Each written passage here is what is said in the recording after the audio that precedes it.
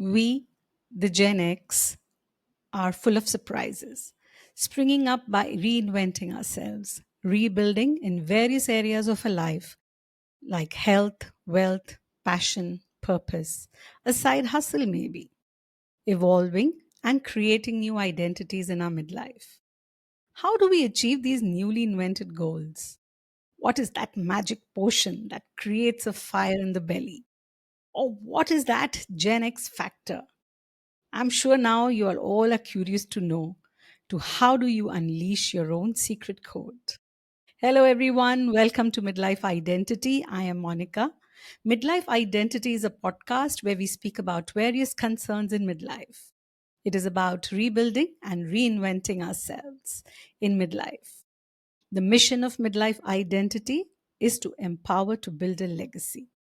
Our guest for today's show is John Solleder, an author and has had a 42 years journey in network marketing.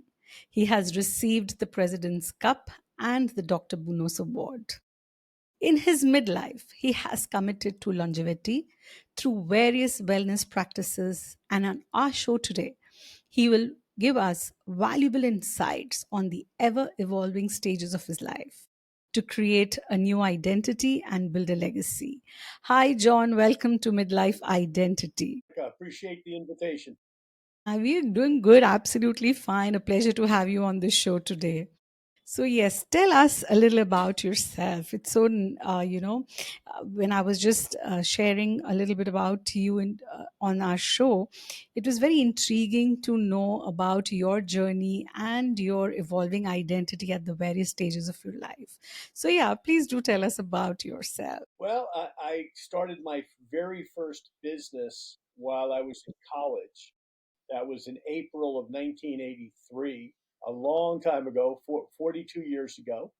Mm-hmm. But after midlife, I'm still going strong. I've authored a number of books, the most recent being Moving Up 2020, Okay. and of course, Yes. Leaving Nothing to Chance, which is the name of our podcast as well. You can find that under our name.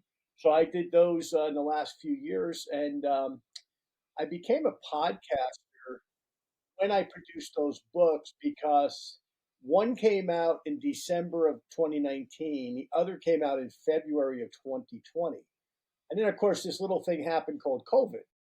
So I lost the ability to go out and speak at meetings. I was supposed to be in 60 cities over the first 6 months of Mm-hmm. 2020. Well, I was in one. I was in Monterrey, Mexico, when COVID really kicked in, and that was the end of all that. So, like yourself, I became a podcaster and started to meet people all over the world by doing that particular medium. In my later years, I do a lot of writing. I'm writing an Mm-hmm. article right now for magazine, which is a medical magazine that'll be published sometime in August. I also write books on finance. A lot of people, not only seniors, but people in the network marketing arena, they don't really pay attention to finance enough. So I've published some books on things like final expense insurance, separate retirement accounts, and that sort of thing also. And you can get those on our website, johnsolleder.com.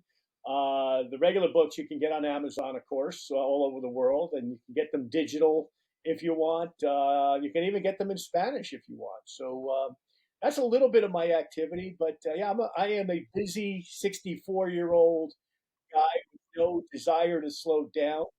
I see the world as more interesting today than even when I was young for a lot of Mm-hmm. reasons. One, of course, is podcasting. I believe podcasting is the new media. And second to that, of course, AI. AI is opening so many doors in terms of marketing presence, not only for marketing yourself, but marketing different products and such over the internet. So I think it's a very exciting time to be alive. Absolutely. It's so interesting, all that you're sharing. So, the best part is like you are keeping up with the technology, right? So, as you rightly said, right, way back, we did not have all of this, what we are facing today, and the technological changes. And we are actually updating ourselves and keeping ourselves in pace with what's happening. And that's how you have got into podcasting and, connecting with people all over the world, as we are just doing right away, correct? Right now, even we are connecting. You're in another part of the world, I'm in another part. And yes, we are speaking on a common topic about midlife and rebuilding ourselves, reinventing ourselves.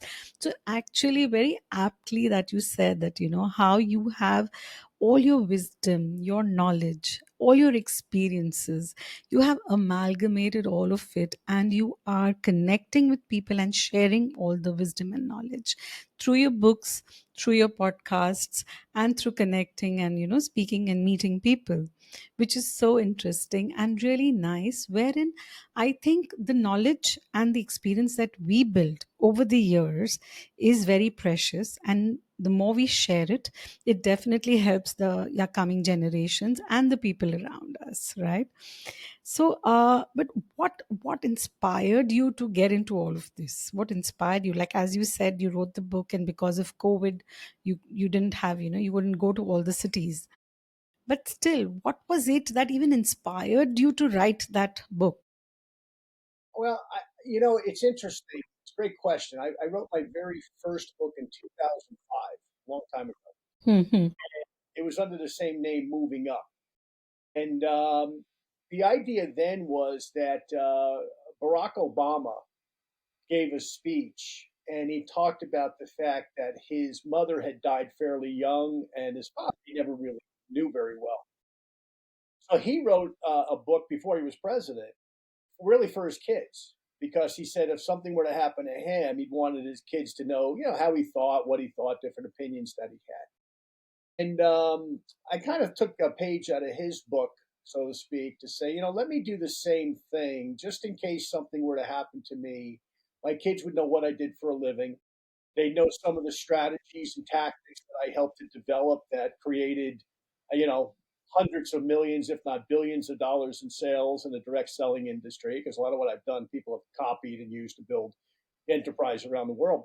So I wanted them to know that, and I've been lucky now that I've lived all these years afterwards. But you never know. So Yes. that's my original inspiration. And then, of course, in 2020, because we were changing to 2020, you got 2020 vision, 20, a lot of things can be drawn on 2020. I thought, well, let's write a book about 2020. Hmm. And of course, not expecting that in the early parts of 2020 we'd have this horrible COVID. situation with COVID Hmm. around the world. But so that's kind of what inspired me. But in business, there's two words that have become really important, I believe, Hmm. pivot and agility. And the pivot for me was I lost the ability to go and speak at meetings in all of these different cities, but I was able to pivot to podcasting, which was the next best thing. Now, there's still a benefit to being live in a room and being able to shake somebody's hand and sign an autograph and talk to them face to face, obviously. But in the same breath, we were still able to communicate messages to people, okay, because of Yes. podcasting, Zoom calls, et cetera, et cetera. That's the pivot. The agility is having the agility to say, okay, I've got to move from here to here. And that's something in midlife that a lot of us have a challenge with.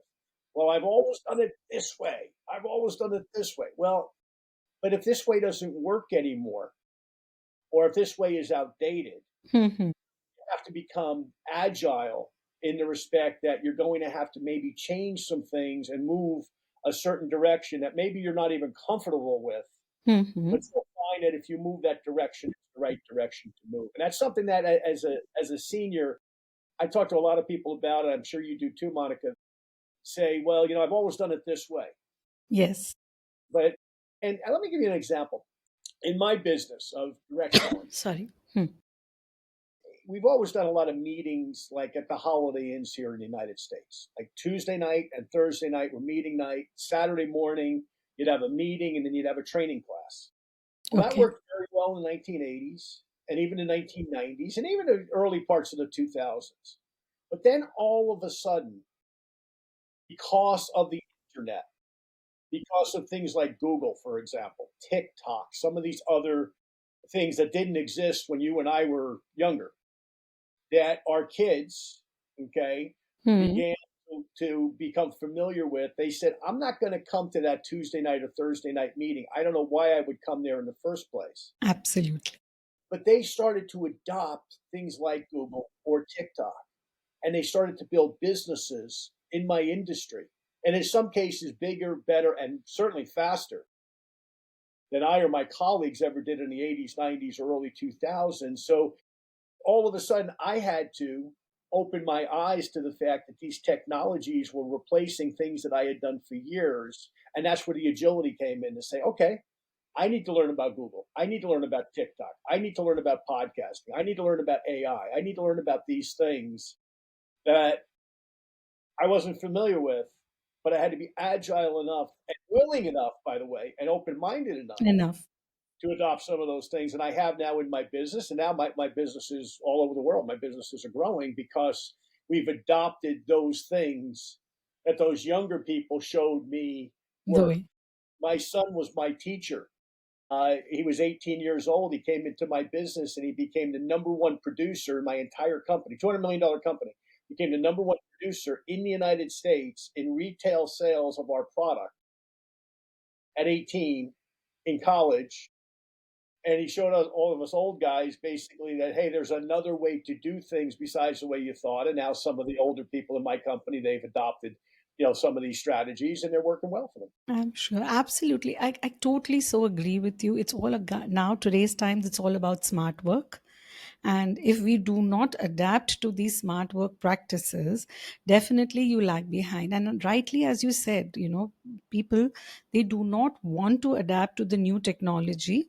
Of course, now everybody's changing and, is more open towards it. But there are a few who are still stuck in that loophole where they believe that they were successful then, they can be successful now, and they do not see, and they do not want to take that step forward, which is, I think, doesn't work over a period of time. Because if you're stuck in that loop, the world is moving so fast that you cannot catch up with the world if you are stuck in the loop of the past. So you have to keep on. And like, as now, the next what we are facing is the AI, right? What do you have to say about AI? Because I'll tell you one thing, I have to admit to this. So okay, everybody says, okay, you must try this AI and, chat GPT and all of it. I have this particular fear. So now again, coming back to what I just spoke, I think I'm contradicting my own words when I said we're stuck in that loophole where people are not adapting to the new technology. And now when I'm talking about AI, so I'm thinking I'm going to contradict my own statement, saying that for me, when I tried the AI, the Copilot, and all of this, I suddenly felt so redundant in the sense that I will not be using my brains. So I have to just put up, that okay, I want a proposal for this. And AI gives you a complete proposal. And I felt so, I didn't feel good because I felt I'm not using my brains. I'm not using the power of my language. I am not using my thought process, my step by step, what I have learned, putting it all out, because that's how generally we do it, right? And when I sat with AI, I found all of this and I was like, okay, now what? What is your take on this? And like, again, we're talking about we have to adapt, be agile, and not be agile. What is it? Tell me about this. Now, this is really intriguing. I have to know. About a year ago, I was typical old guy. I don't want to know about AI. That's a younger person's thing. And then, interestingly enough, with my podcast, I got an email one day, Hmm. a guy talking about a show I had done previous. And he said all these very flattering, nice things, which, as a podcaster, you love to hear, hey, your show's great and wonderful and all of that. So he said, I'd like to be on your show. So I contacted him back. And then he told me after I interviewed him, he didn't write the email. AI had written the email to me. Now, at first, you feel a little bit bond, a little bit like, well, wait a minute, a robot basically wrote that email. But then Mm. I started to open myself up to what he was doing, and I started to number one, meet other podcasters using AI. That was one thing. So it got me on shows, got guests on my shows. Okay. Secondly, in the network marketing business, I started to use it, and we started to get some sales with it, using it with some of our existing technology. And I said, this is really interesting. So now I'm the other way. I am like a lover of AI. Okay. So now there's a downside. The downside of AI is it's going to replace a lot of jobs. All Right. right, it is what it is. Okay, I mean Jeff Bezos with Amazon's already replaced people. Some of the other big companies, I know Elon Musk has replaced people. I know others are going to replace people. But what do we need to do, especially for those of us that are past midlife? Mm-hmm. We need to adapt where we can use AI either in our current business environment. Hmm. How do we make what we're selling or marketing better using AI? Okay, and there's plenty of ways to do that. Or if we're in a job situation where our job is replaced by AI, how do I learn something new? How do I pivot? Okay, once again, to something else. Like I had to pivot to podcasting, for example, to get my books out there. How do you do that? Okay, you find a side hustle. You find Mm-hmm. something that you can do either on the internet if you've got those skills and you like that type of business. Not everybody likes that type of business, obviously. Or you find something that you can do, okay, that's different to make up that income maybe that you've lost from a prior situation. Now, that's not great. It's not a great answer, but it's where we are right now in the economy, not only here in the United States and India, but around the world. World. Everybody that's listening to your show, Absolutely. we've got the same concerns. What if what I do, I'm replaced by the robot? So you have to always be looking and pivoting. Now, the great thing is, because of AI, so many different opportunities exist that didn't exist 5 years ago, even. And 5 years from now, there'll be even more that we can't even imagine. I mean, who thought at one time that you could pick up your phone, right? Pick this thing up that didn't exist when we were young, right? Yes. I started my first business. The phone was plugged into the wall. Today, I can run the space shuttle on this thing, right? There's more technology in my phone than there is Then in what anywhere else. right? Absolutely. Who thought you could pick up your phone and go ding, ding, ding, ding, and I want a pizza delivered to my door while we're doing this podcast, and I'll have one by the time we're done. Right. Who could see that? Well, obviously somebody did because somebody created that app as an example. Or I don't want to take a cab. I'm in a big city like you live in Bombay, for example, or I live in Dallas, and I need a cab to take me to the airport. Okay. Well, rather than picking up the phone and calling somebody, I can go ding, ding, ding, and some guy will show up on my front doorstep here in the next 2 minutes to take me where I want to go. And I don't have to mess with paying him. I'll pay on this thing. This, absolutely.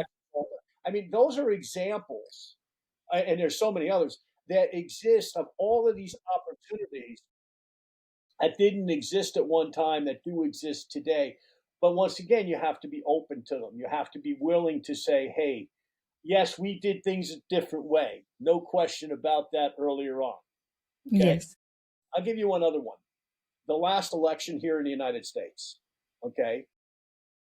Donald Trump got on over 100 podcasts with people like you and I. Some famous, Joe Rogan being super famous, the rest not being so famous. Just people like you and I that have shows, have followings, have people that listen to their show about different topics. On over 100 podcasts. Now, Kamala Harris, she only got on four. Now, is that why he won the election? Well, I don't know exactly, but here's what I'll say. Okay, this isn't a political statement, folks, so I'm not endorsing Donald Trump or slamming Kamala Harris, but here's what I can say. He reached people that weren't watching the three big networks in the United States. CNN, MSNBC, and Fox are the three big network news channels that people our age watch. But the people under 40 don't watch them. But what do? They listen to podcasts. They listen to people like you and I. Okay. So comes that next election in the US, and probably the same in India, and probably the same in other countries around the world. The people who want to get elected are going to say, if I want to talk to every potential voter, I need to talk to Monica. I need to talk to John. I need to talk to these people who have people that listen to them Then that don't necessarily trust those big media outlets for whatever reason. Okay. So this is something, once again, in midlife, this is something that we not only need to be tuned into, find some Mhm. shows that you like. I mean, there's 4 million shows right now in English alone, for example. So there's a lot of choices. You're interested in whatever you're interested in, health. There's everything There's available for everyone. plenty of topics out there, plenty of good speakers out there. But at the same time, you might even want to start a podcast. Okay, it's some work, as Monica can attest, and I can attest. There's some work involved with it, but you can do it, and you might want to do that and get your voice out there in terms of what it is that you know. Because as midlifers, we got a lot of experience. The gray hair that I have here, some of it was caused by my kids, Monica. You probably have the same problem. Some of it was caused by my kids, but you've earned this gray hair with experience. Experience.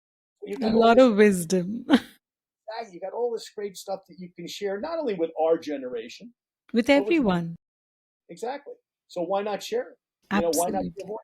Yeah, You so I know, mean, these platforms give you a voice. You can just share, you express. So, about what you know, your knowledge, your wisdom, your experiences. And there is a lot where, people know it. But I think some people, certain things, but it is, not clearly on the face. But once you hear it, you resonate with it and you say, oh, yeah, I was thinking of the same. So you can, take the necessary steps or actionable steps that you have to take once you listen into these podcasts. So yes, of course, I mean, this is one of the greatest platforms, and exactly why I have started. I'll be completing 3 years for my podcast next month, and it has been such a fantastic and a fabulous journey for me. And yes, I'm meeting people from around the world. That is so enriching by itself, sitting across, speaking to you, meeting new people and who can share their experiences, and we have a nice chat, and the world can tune in, listen to it, and just pick up what they can resonate with. Like just now, as you said about, that the experiences we have to give a voice. People should do things in our midlife where we can reach out even to the younger generation, because the younger generation, they are exposed to a very different world right from the start, and we have been exposed and actually tried and tested a lot of things to reach here. And we are very lucky and very open that we have been embracing AI today as we just spoke about it. So we are all ongoing. So just tell me one thing. I'm very curious, after all that you have shared, I have to know, what were you as a young John, and mm, what are you today? Who are you? And tell us all about that. the young John wanted to be a broadcaster. That was well, I wanted to be a professional athlete, and I got hurt unfortunately, so that didn't work out. But I always loved athletics. From the time I was a little boy, I always loved sports. So I always thought I want to be a broadcaster or a writer, a sports writer, something like that. I went to college for communications and journalism. I went to Seton University in New Jersey, graduated in 1983, a long time ago. Never thinking I would get into business. Just like that wasn't me. I was gonna work for like a newspaper or magazine. That was what I wanted to do. Okay. I found out early on though there wasn't a lot of money in that, so it was like I pivoted. I guess I didn't think of it as a pivot back then, but a friend of mine introduced me to the direct selling industry in 1983. And it was a guy I respected a lot. He was a real good collegiate wrestler and high school wrestler. So he introduced me to the concept of direct selling, and I got involved. And I used my communication skills, my speaking skills, to build a business. And that's kind of where it all started. Now, the older me is kind of, things, how they say things go full Full circle? circle. It's kind of like between writing and, doing podcasts. I'm kind of back where I started, that I'm doing communications every single day, whether Mm-hmm. it's word or the verbal word like we're using now. and I'm really enjoying it. I mean, I really like yourself. I'm meeting so many fascinating, interesting people all over the place. I mean, this week alone, I've done calls with people in Atlanta, Georgia, California, Canada, England, India. Over the last few months, Australia, New Zealand. I'm forgetting a few places, mostly North America. Okay. But and just meeting fascinating, interesting people that have had interesting lives, interesting careers. And the biggest thing is, just like you and I, they're not done yet. They're still doing Yes. things. They're still going We've places. They're just begun. We've yeah, just begun. That's how I feel. Every day there is something, I have to still keep going. I've just begun. There's so much to explore. And there are times where, you feel this, you don't know how much time is left. We aren't that, we don't know. So speaking on that, I remember you telling me something about your commitment to longevity. Tell us a little more about what is it that you do, for good life, into wellness. What are your new wellness practices in your midlife for leading a nice, healthy existence? well, a few things. Number one, I take a glutathione supplement every day. Hmm. Uh, Here it is. It's in this little package here. And glutathione is in every cell in your body. Hmm. Okay, but it's primarily in your liver, your lungs, and the whites of your eyes.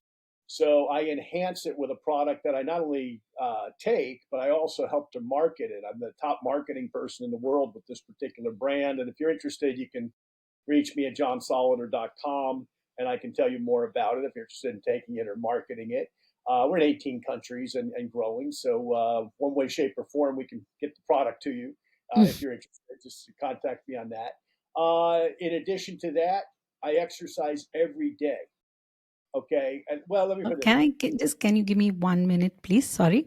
So the product which you just showed us and you shared about it, I would just like to tell our viewers and our listeners that this is completely something that you follow and what you are talking about. And midlife identity. Disclaimer, I have not tried the product. I'm not aware and not clear on all of this. So whatever John is sharing, it is from his side, what he believes in, and you're marketing it. So yes, midlife identity. There's no promotion onto this, and has not tried it. So the views are what John wishes to share. You can continue, please. No problem. So you can contact me on that. I can send you information if you're interested, folks. John Solleder, Solleder, .com. So that's one thing I do, but that's only one of the things that I do. I exercise at least 6 days a week, sometimes seven. Mhm. All the research shows that as we age, we have to do a lot of resistance training. What is resistance training? Well, that's weights. But what if you don't have weights? What if you don't have a gym close to your house, for example?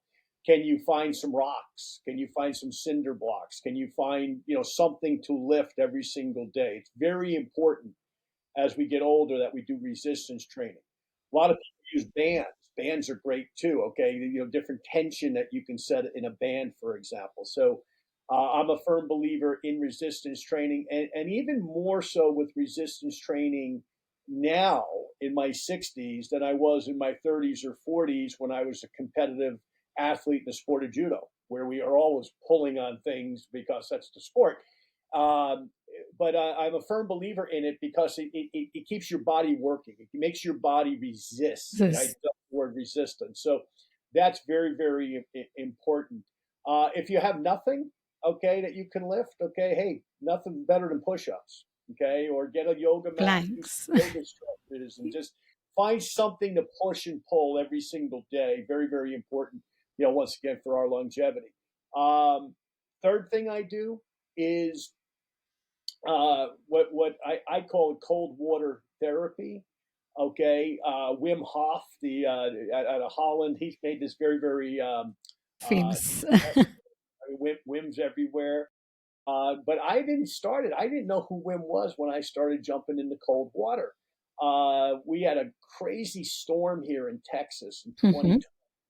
COVID was a crazy time, and we had this crazy weather where we had a week of ice in Texas. That's been like having a week of ice in Bombay. I mean, it doesn't happen. It doesn't, we cannot understand that.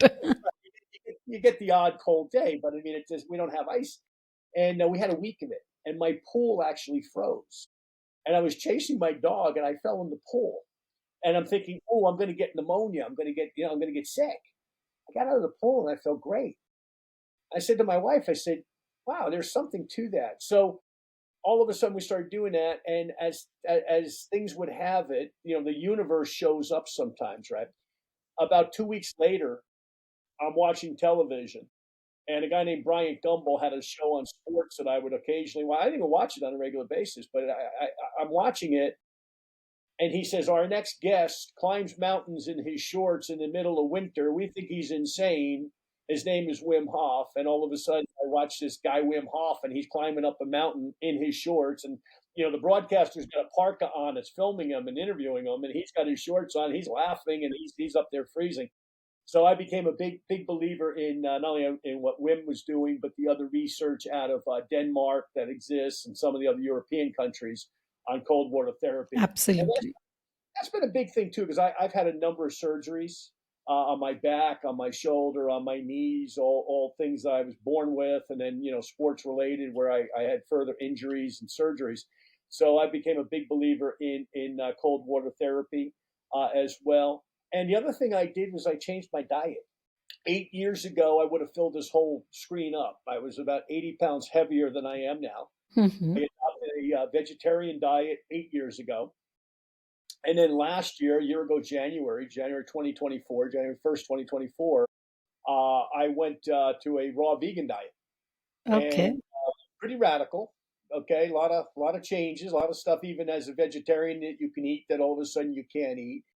But I really got very, very into eating a lot of fruit. I still eat some vegetables, but fruit became my number one thing that I consume every single day. Everything from papayas to watermelon to cantaloupe, honeydew, a lot of melons, a lot of berries. Mhm. I absolutely love my fruit, and it's been very, very good. Not only for my weight, but more importantly for everything else, my blood pressure, my blood count, everything else. When I go to the doctor, this is funny, Monica. I go to my Okay. doctor once a year for a big physical, and I went last summer, and he's 72, so he's got 8 years on me. And in good shape. He rides his bicycle a lot. He's in good shape. But he said, "What in the world are you doing?" And I started to tell him, and he said, "You know what's funny? I'm doing the same thing." So I'll Okay. see him in July, and we'll see how he's doing on what he's doing. But he said, "I'm doing that because I've been watching you the last couple of years, and all your numbers improve every year. As we get older, our numbers generally don't improve. They normally go the wrong way. So my Yes. numbers have improved. And then just the other thing is that I believe we should move our body every single day. There. Okay, even if you can't get to the gym, even if you've got such a tremendous work schedule, or you're busy, or you're sick, or something, try to find a way to move your body. What I mean by that is walk if you can, but if you can't, find a way to just move. You've got to move your body. If you look at the ancient cultures, okay, the Chinese, for example, right? The Indian people, okay, with yoga, very into movement, not Movement. necessarily where they're out running marathons, but they're moving, be it Tai Chi, for example, okay, or yoga. Very good to just move the body. And you see a lot of people, a lot older than you and I are, that are still in good shape because they've got that movement every single day. We have to adopt that, especially here in the West where we just don't move enough. We think if we don't go to the gym that we can't work out. Well, you can go walk your dog. You know what I mean? Yeah. Walk around the block. Find a way to move every single day. Very, very important to longevity also. Yes, it is. It is actually very important to put in these lifestyle changes. As the pointers that you said, it's about the diet that you follow, the movement that you have every day, and definitely as we age, it is we lose our flexibility, we lose our muscle mass. So strength training, as you just spoke about, is so important for us because it builds our muscle, which we have to focus on. I'm not an expert, but I'm speaking again from experience and what we practice. And you too, what you are practicing, you're sharing from your personal experiences. Wherein, when you have a healthy diet, definitely you're more energetic. If you do yoga, movement every day, you're very flexible. It's like, it's as simple. You buy a car, if you don't get it serviced, one by one, the parts start giving up. So our body is exactly the same. So we have to see to it that every part of our body is serviced from time to time, and it has to be really, really well taken care of. And the fuel is the food that we eat, and that food, if you put quality fuel, the car just races. So the same way, if we eat quality food, good food, fruits, as you spoke about, berries, a vegan diet, what you're, in fact, even in India, I did try vegan diet for about, say, 6 months. But then I was not very strict. It's like not hardcore, but a little bit, just going off milk, trying almond milk, a little changes. Yes, I'm a vegetarian since, always quite many years now. So we just try to put in a little few things which would definitely help us, and all of these practices definitely, is like reverse aging. And all of us who are practicing this can actually swear by it. And by just adding a few of all of these things in our midlife can change the whole trajectory of our aging, I think, right? Do you agree to that? 100%. The other thing I've become a firm advocate in is water fasting. I did a 21-day water fast last June. I did a 10-day water fast about 5 years ago. I've got one coming up late June. I'm going to do another 10-day But I'm water. sure you would be doing all of this under some guidance, right? Yes, the water fasting. I always tell people make sure that you've got medical guidance. Okay. Guidance, yes, because what happens is sometimes, like, if people who are tuning into our podcast and they would hear this, and if they would try that, okay, come on, they all look quite good and they're doing it for 21 days, doesn't nothing seems wrong. But I think it's strictly to be done under medical guidance. Please do not attempt all of this on your own, because you do not know how everybody reacts and what is going on inside your body. We would never know. So it has to be under medical guidance, right? What I tell people is like the two that I did, the 10-day and the 21-day. Okay, I Okay. had medical supervision with both. Okay, your vital signs and all that. You do not do this on your own. And the other thing is, here's something. I talk to people all the time about fasting, and they tell me, "Oh yeah, I went about my regular schedule." And I said one or two things: either you're lying to yourself that you were eating and you were telling people you weren't, or you didn't do it right because you got to rest. All right. One of Rest. the things that I did in both cases, the first one I did in a medically supervised clinic in Austin, Texas, with a doctor basically there 24 hours a day. Just, checking my vital signs, my weight, how I felt, et cetera, et cetera. And then 21-day, I did the same thing. I did that one here in Dallas, but same thing with medical supervision. Okay. But the other thing is the rest. You can't be out running the streets, going to the gym, lifting the weights, going to work. You got to take the time, because with fasting, you are going to get exhausted. Yes. And what could happen is, you and I could be having a conversation like this, and you get off and you go, wow, I'm just tired. And you got to sleep. You just got to rest and give Yes. your body the rest that it needs, because you're running on no fuel. So Yes, absolutely. And it's like, the car is just not moving forward. You just need to take a break, relax. And actually the idea of water fasting is exactly that. It's that your body needs complete rest. So you have to move away from your routines. You have to be like, minimize your routines completely, so that, because I've realized one thing, whenever I have tried this, you do feel a little more drowsy and sleepy. You're not energetic. Like, maybe you wake up energetic, but over the day you start feeling very sleepy, very drowsy, very low on energy. So, you have to just go very, very slow. So, yes, of course, see, these are a few tips which are very general tips, what we are sharing from our personal experiences. So whoever wants to ever try it, please seek medical guidance, medical supervision, and please do it at your own personal discretion. And these are our experiences. Yeah. The other thing, and I'll add to that, you're absolutely right.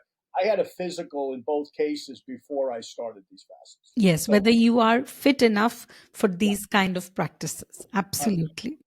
My doctors were involved in the process. Okay, so it wasn't something I just said, "Hey, it sounds like a great idea. Let's try it." You don't jump into these things. Okay, and is there benefits? There's tremendous benefits, but at the end of the day, there's also risk inherent with it. So just be just Cautious and very very careful, because see, it's like, you know what, I wake up today and I say, come on, I'm going to climb about 7 flight of stairs, 7 floors I'm going to climb. If you're not fit enough, you've never climbed 2 staircases, you've never walked, definitely you cannot climb the 7 floors, and you're going to go under exhaustion. You could have any, or you could have a fall, anything can go, and your heart, your body will not take it. Just, I mean, all of these practices are all on similar lines. You have to be ready, you have to be fit enough to get into any of all of these practices.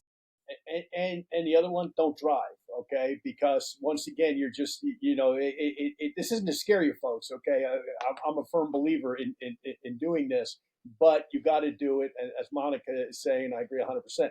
You got to do it right, do it with right supervision, but you've got to rest. The idea is, like, for example, there's a number of different fasting clinics around the world. There's one in San Jose, California, or Santa Rosa. There's another one down in Costa Rica, and there's ones throughout the world. You go there to rest. You're on vacation, basically. You're there to consume, rest, read, be quiet, meditate, stretch. You're not there to be running a company or making big decisions. That's the other thing. You don't want to be making decisions of any kind, of any serious nature. So here's what I'll say. You've got to be self-ish to be selfless. Now, that sounds like a contradiction, and it is. But let me tell you what I mean. When I do these type of things that to a lot of people they think are a little out there, okay? I do that because I want my family to have me around for a long time. Longer time. Okay. So I'm being selfish in terms of, okay, I'm not going to work for a couple of weeks. I'm not going to make money for a couple of weeks. Okay. But, and I'm going to do it with medical supervision, which means I'm going to spend money to do it. Okay. But I'm doing that to increase my health and longevity. So I then can turn around and take care of my family better for a longer period of time. In my case, my kids are in college. Even though I'm in my 60s, I started my family late, and everybody's circumstance is different, right? So you say you're being selfish on the one hand, so you can become selfless to serve other people. You can Absolutely. only do that if you're in good health. I mean, I'm sorry, if you're in bad health, it's going to be real difficult to perform at an optimum level. So, I mean, that's how it is said, health is wealth, right? This is the adage we've been hearing all our lives. And definitely, so, all of these practices is, as you said, you want to live longer and healthier lives. It is about, just cutting yourself away. So, in your midlife, and when you're approaching, as we're approaching into our 60s and 70s, as we're growing older, we need to take a step back, reflect on our health. What are the areas which we have to look into? I think along with the health, along with all of this, we have to even reflect on ourselves. What are the changes that we can be making? Reflect about what mistakes maybe we have done and how we can take our life forward from here. Health is one part, yes. Then again, there is another part where I believe about our mindset, about how do we change our mindset as we are growing older. We hold on to the baggage of our past. We hold on to maybe the regrets, maybe all the mistakes we have done, or maybe certain conducts we have done, wherein we just keep on thinking and giving it a lot of space and room in our heads that we should not have done that, and how do I change it, and what do I do about that? So that self reflection also is a very important part in our midlife, which sometimes we just push it out beneath us and we don't want to look at it, and suddenly one day it'll surface, and it actually shakes you up and you wonder what happened. and then you don't know what was it, what was that trigger. So it is very important to even reflect on these parts of our lives wherein we just need to just clean up, forgive people, ask for forgiveness, just move on, live a happy life.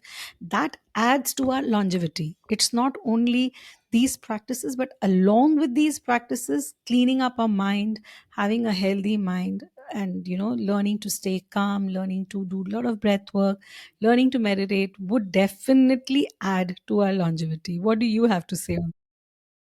Absolutely, because meditation is once again a life examen, right? When we meditate is when we go into that place.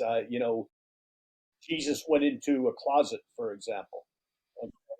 Other great leaders, thinkers have isolated themselves. Why? To get clear on things. Okay, why should we be any different? Right? We have to be basically sometimes think about our life. Okay, things that we could do better, Yes. things that mistakes we don't want to repeat. Right, and when I meditate is when these things just my mind just kind of gets freed on what it is that I need to do. I get clarity sometimes, okay, of the message that I need to communicate with other people, be it in a business way, be it in a family way, just be it with myself. I mean, I'm still evolving. At 64, I'm still figuring out who I am. I have a lot of stuff, baggage, okay, that I have to deal with from past things, past decisions that I've made. Nothing terrible, okay, but things that I could have done differently, that in the future I'll do differently. How I deal with people, for Yes. example, it's sometimes out of meditation. I have some difficult people I have to deal with in my life, and sometimes I get that clarity of, hey, maybe this is the way to deal with this person versus this way, right? Deal with them positively as opposed to negatively, for example, and how to do so. And I get that when I meditate. Yes, actually, meditation takes you into that space where you're so neutral. You're completely in a neutral zone where you get so many insights about yourself and the world around you. And you actually learn the art of responding and not reacting, which is so important because everything that we do is a reaction or a response to the actions that's happening around us. So if we are angry, also, it is something has happened. Our reaction, anger, or when you maybe just a meltdown, whatever it is a reaction to that particular situation. So going into meditation, I think actually aids you in not reacting very strongly, aggressively. It is about responding in a calmer mind. So it mellows you down, it tones you down. So many times I've seen people, what they tell me, whoever I speak to, so many people, and they tell, we wouldn't want to meditate, and we fear meditation because they feel that they would just switch paths. They would not be themselves. So if I am that angry person, or that person who's got fire all the time, they feel that meditation will bring down the fire, will mellow down, but they do not understand that meditation will open up the insides, will expand their mind, and there'll be so much more they can absorb than you can absorb as a normal person. Because meditation even enables you your ability to absorb, understand the clarity of any situation. Your thinking powers change completely. I can actually say all of this because I am into meditation, literally deep meditations every day. I try, definitely. And it definitely has changed. I have seen the change, how it expands your heart. So people who ever are thinking, okay, so in India, we call it, like you may become like a godly kind of a person. You're very scared of being that kind when you're into meditation.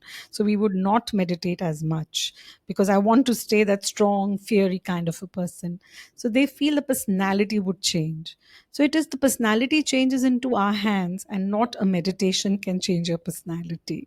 So all of this definitely adds. So in midlife, certain practices of these meditation, lifestyle changes, all of this is going to take us towards longevity, and our mindsets is going to be cleansed. We have to just clean up a lot of it, all the baggage also. We have to work on that part also in our midlife.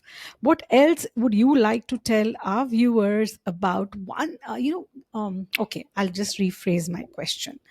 Give us that one tip in our midlife which is going to take us 10x faster in today's age and day. Well, it's really something very simple, and you just really described it with meditation, and that is to breathe. We don't breathe enough, especially in the West. We're not as conscious as people are in other parts of the world about breathing here in America and Canada, for example. Just breathe, okay? And like, okay, you're breathing. You don't have to think about breathing, but just listen to your breath, okay? Close down one side of your nose, for example. Okay, close that other side of your nose. Take that time and just listen to yourself breathe with your eyes closed, and then make a decision in how you're going to handle something. This Yes. is something that when I was younger, I was one of those people. I was a spur of the moment. You said something, I reacted to it. It was like a tennis match. You hit the ball, I hit the ball back. Now it's kind of like, okay, let me Bring it just on. Is it bring it on? and this is, call it age, call it wisdom, call it maturity, call it whatever you want to call it. But I think if we just take that moment to breathe into a situation, whatever it is, family situation, health situation, business situation, whatever it happens to be, to just take that pause. I think you'll not only will you live longer, but you're going to live better, more importantly, in the years that you are still here, because it calms the body, it calms the mind, Right. and it gives us that ability to make that decision based on all that wisdom and experience. It doesn't mean it's always going to be right, by the way, but you're going to be a Absolutely. lot calmer and happier, more important. Again, and that's the greatest. I think that's the greatest challenge, Monica, throughout life, is to find how to be happy. We're Happy. so busy making a living, we're so busy paying the bills, that we forget sometimes that our Creator wanted us to be happy. Happy. The small little joys in life, we just overlook them. Exactly. I have four dogs, for example. Okay, I don't have any grandchildren yet. I hope to in the next few years, but I don't have any grandkids yet. But I have four dogs, and sometimes I will just spend time with the dog. And dogs are interesting creatures. They're very intelligent, and they've all got they're four dogs, four different personalities. Okay, and sometimes I will just spend time with them breathing, where I'll just breathe and they look at me, and then all of a sudden it's like we kind of are communicating in that calmness, and it calms them down too. I have Now, one dog that's got a very fast heart rate. He's got a heart problem. We adopted him, and we knew he had a heart problem, and it calms him down because he gets very very hyper, and it's like it calms him down. So a lot of times this is communicated subtly, even to another species rather than a human being. on a So pick human. Dr. Omoto. Some people are familiar with his work. He was a Japanese scientist, and how we treat stuff is important. He did a study with 2 glasses of water. I don't know if you familiar with it. You know the study I'm talking about. No, you can't continue. And what he did was he took 1 glass of water, he put it in a room, and he told the people to go in and swear at it and tell it it was ugly and it was horrible and it was Yes. terrible and blah blah blah. Took the same glass of water, different glass of water. Okay, told the people go and tell it's beautiful. We love you. We think a lot of you. We respect you. 2 glasses of water. Okay. And then they put them under a dark field microscope.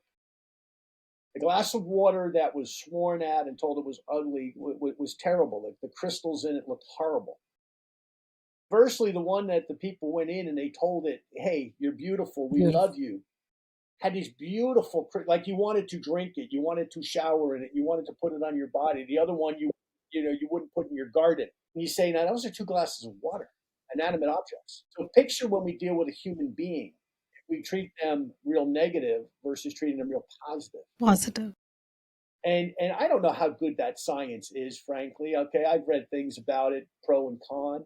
But here's what I can tell you: having dealt with thousands of people throughout my 40 plus years in business and my 60 plus years as a human being. When I've treated people positively, the outcome has been really, really good. Beautiful. Sure. And when I treat them negative, it's not the same. And it takes all this energy to be negative, where the other comes out and it's so positive and it's Positive. good and it's happy and it's good for both parties. That's how we have to live our lives, is telling people, hey, I believe in you. You can do what you need to do. I've got you. I'm going to support you. I'm going to help you. I love you. Okay. That's how we have to treat each other as human beings. And if we did that, the world would be a lot better place, right? A lot happier place. There'd be less wars. People wouldn't be killing each other, okay, over land and territory and God knows what. The world would be a better place, frankly. I'm So, sure. that's just something that I believe in. I only learned about that study a couple of years ago, but it made so much logical sense to me in how I approach things. Yes, and actually, the study that you're speaking about is that we believe in India, all of us here, we believe that water carries energy. So Mhm. when exactly what you said, when it was sworn into and it was spoken with love. So water definitely absorbs a lot of energy, and that's what you absorb. And within you, for us, even we believe that when you cook food or whatever food you eat, it passes on that energy which goes into you as well. And that's how you react and respond. So beautifully you said these words that, live positively, spread love, and have that kind of an attitude that yes, we have your back, we are going to support you. And the similar way, I believe that the universe supports us, and through the universe we have this message that yes, we are going to support all the mankind, we are with everyone, and have a very positive feeling and be out there to contribute and give back to the world in whatever way you can. That is something what I really strongly believe in, because I think at this juncture in our lives, that is one thing that we can really be able to do, is just contribute and give back.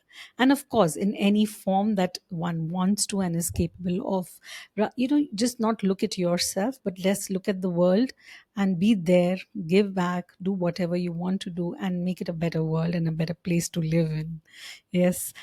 Wow, John, it was so wonderful speaking to you. What insightful conversation, and the words that you have shared, the examples you've given, and all the tips and all the suggestions and everything that you've shared with our viewers and the listeners about how is it that we are going to take our life from here.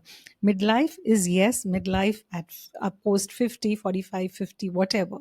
But where we take our life from here when we enter our 60s, and how are we taking life from here till we are there on this beautiful mother earth. So till then, how we are going to live it, you've given us beautiful examples, and yeah, I'm sure all of us are going to follow it. And yes, as John also said, disclaimers to everything. Everything has to be done under medical supervisions and under, be very particular and careful of how do you take these tips. But it is amazing that this is the best way to live, and we are in the best times today. And with technology, with medications, with everything around us is so much advanced, and our generation is here to experience all of this, and to experience still further the next 10, 15, 20 years. We should be in the best of our health, wealth, and in the minds, yes, to take our lives further. Any last words you would like to share with our viewers? Everything you just said there, I agree 1,000%. Yes, but everything is a caveat. Okay, once again, medical supervision with any of the things that we talked about, obviously. Second to that, though, yeah, age is a number, and Right. it's a number on your driver's license. Okay? It doesn't have to be something that you say, I have to do something because of this particular number. Now, there's financial things and things like that you certainly need to do, but at the end of the day, okay, don't buy into the fact that because you're a little bit older, you can't do what you want. There are people, and we don't have time right now to get into it, but I follow a number of scientists who are in their 90s that are still touring the world giving lectures on a regular basis. In their 90s, 30 years older than I am. They're still getting on airplanes, going to different parts of the world and educating people. So, it's not over unless you decide that it's over. It's all. We're only just beginning, and this generation, we've earned our gray hair with lots of experience. Take advantage of everything that our generation has created, because even AI came as a result of our generation. So take advantage of it. Don't let it bypass you and be a bystander. Take advantage of it. Find something to do with it. Be creative. Wow, those are such fabulous words. Thank you so much for being on our show. It was such a wonderful conversation, and I'm going to just hold on to every tip that you have given. I'm going to put it all into practice and understand and take my life forward from here. Thank you for being on our show. And yes, thank you, our dear viewers, for tuning in. Thank you.